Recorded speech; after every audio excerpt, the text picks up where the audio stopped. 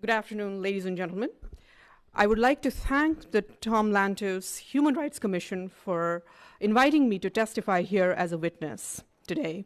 It's worth remembering that this commission is named after the late Congressman Tom Lantos, a Hungarian-born Holocaust survivor. In July 2003, he said, "Indians and Jews share a passionate commitment to respect for others, for the rule of law, and for the mindless, vicious, fanatic Islamic terrorism." I'm also reminded today of American journalist Daniel Pearl, who was kidnapped and beheaded by Pakistani terrorists. His last words, "My father is a Jewish, my mother is a Jewish, I am a Jewish." Honorable members of the Tom Lantos Commission, I speak before you the last words of Daniel Pearl in my own words. My father is a Kashmiri Hindu, my mother is a Kashmiri Hindu, I am a Kashmiri Hindu, and our home and lives in Kashmir were destroyed by radical Islamic terrorism. As I begin to speak, I am choked. As I begin to speak, I'm choked by the thoughts of those voices I represent here, because their voices were extinguished in the most brutal fashion. I am a member of the minority Hindu community from Kashmir, victim of the worst ethnic cleansing witnessed in independent India. I speak here today because I am a survivor. An innocent young woman, a lab assistant in a school, wasn't as lucky as I was.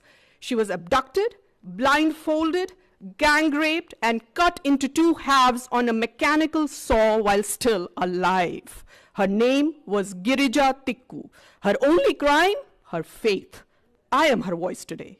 I am also the voice of young Kashmiri Hindu engineer who was hunted by terrorists, again for his faith.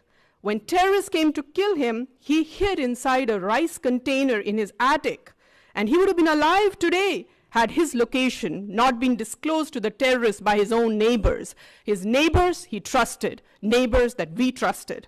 The terrorists shot him through the container and forced his wife to eat the blood-soaked rice. His name was B.K. Ganju. His crime, his faith.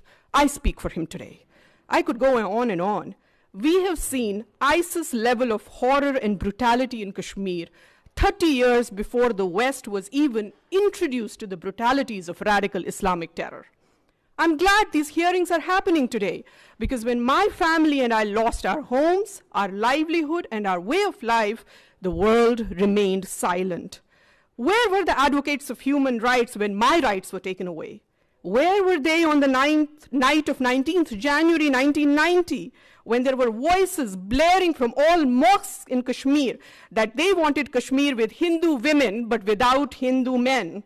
Where were the saviors of humanity when my feeble old grandfather stood with 2 kitchen knives and an old rusted axe, ready to kill my mother and I in order to save us from the much worse fate that awaited us if we landed in the hands of terrorists on the same fateful night? My people were given 3 choices: flee, convert, or die. Around 400,000 Kashmiri Hindus fled right after that night of horror. They survived. Those who didn't were killed.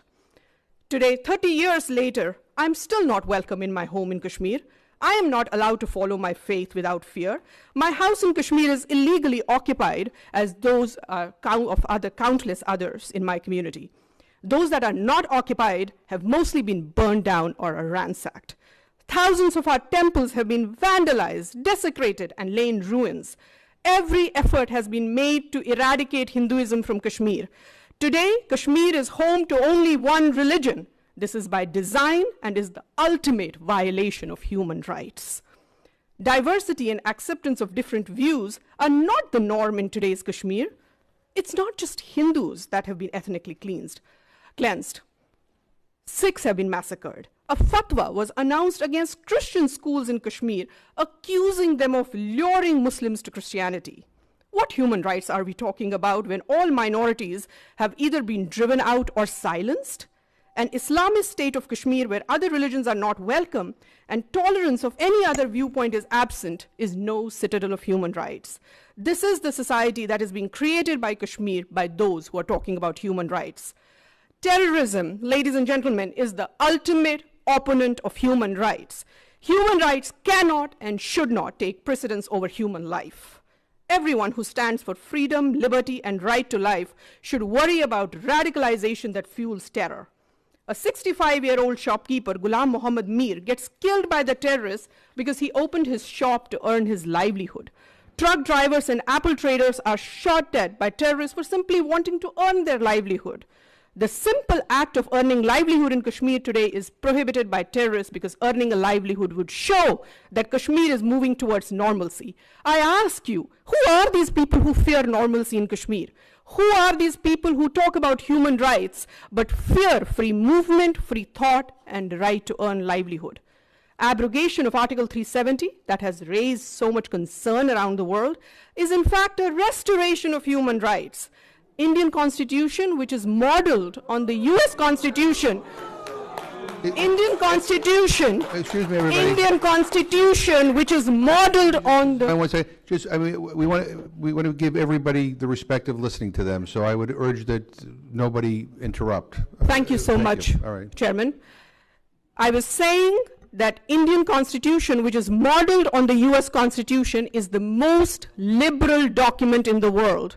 The Constitution was not applicable to J&K in totality as long as Article 370 was in force. After abrogation of Article 370, people of Jammu and Ladakh have been liberated from the tyranny of being half citizens in their own country. Child marriage, which was responsible for child trafficking and sex trafficking, has been made illegal in Kashmir. Kashmiri women and LGBTQ community in Kashmir has been given the same rights as other Indian citizens. As a mother, it's very important to me now that child marriage has been outlawed in Kashmir.